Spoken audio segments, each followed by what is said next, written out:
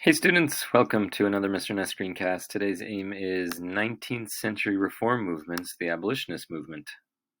And here are your objectives. Please pause the video, look these questions over, and get ready to copy some vocab and take some notes. Over the next couple lessons, you are going to look at reform movements in the 19th century. Reform means to change for the better or to improve.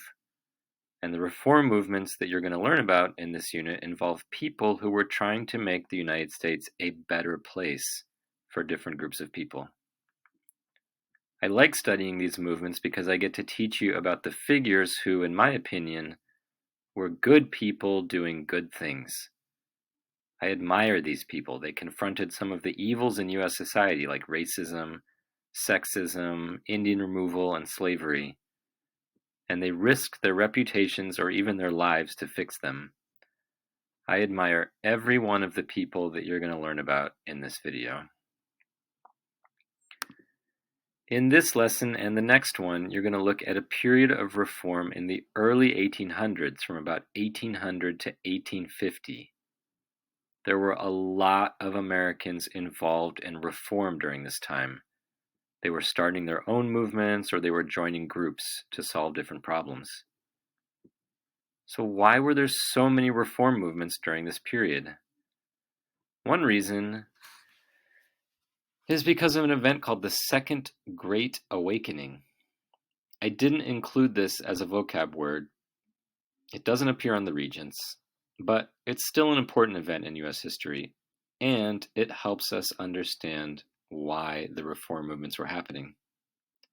So the Second Great Awakening was a Protestant religious revival in the U.S. in the first half of the 1800s.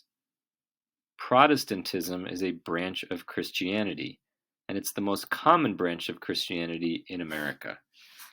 Pretty much all of the white people in the U.S. in the early 1800s were Protestants. A religious revival is a time period when people become more devoted to religion than they had been before. So during the Second Great Awakening, people all over the U.S. got more into the different Protestant branches of Christianity. They started new churches, they tried to gain new followers, and they held these huge outdoor religious festivals called camp meetings. And some of these people, inspired by their religion, attempted to fix problems in U.S. society. I do not want you to think that all the reform movements you're going to learn about were about Christianity. But the widespread Protestant revival that was happening at this time was an important motivation for many of the people who joined reform movements.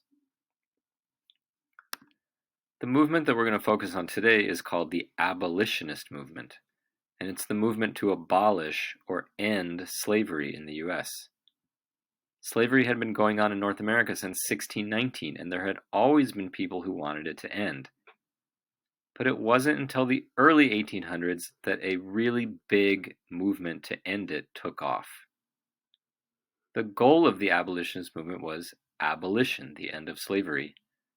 I often hear students say or write the word abolishment, but there actually is no word abolishment. Instead, we say abolition. Try saying that, abolition. Another word that I want you to know is emancipation. Emancipation means freedom, and in this context, it means freedom from slavery. So you could say that emancipation for all slaves was also the goal of the abolitionist movement. Now let's look at some important figures in the American abolitionist movement. Here's Frederick Douglass. He was born a slave, but he succeeded in escaping the South and gaining his freedom. He became a writer and a speaker, touring the North to speak about the evils of slavery. He also wrote an autobiography describing his life as a slave. It's an amazing book, and I recommend it highly to all of you. This next figure is William Lloyd Garrison. Garrison ran a newspaper in Boston called The Liberator that was dedicated to publishing news about the abolitionist movement. Garrison was friends with and worked closely with Frederick Douglass. And here is Harriet Tubman. Unlike Douglass or Garrison, Harriet Tubman was not a public figure. She didn't give speeches or write articles. Instead, she tried to help slaves directly by traveling back and forth along what is known as the Underground Railroad. The Underground Railroad is not a railroad. It's a network of people who were involved in smuggling slaves out of the South to freedom in the North. Tubman made 13 trips to the South during her lifetime and helped free 70 slaves. All right, that's it. It's time to review the objectives. If you don't know the answer to any of them, rewind the video and look again. And I will see you in class. Bye, students.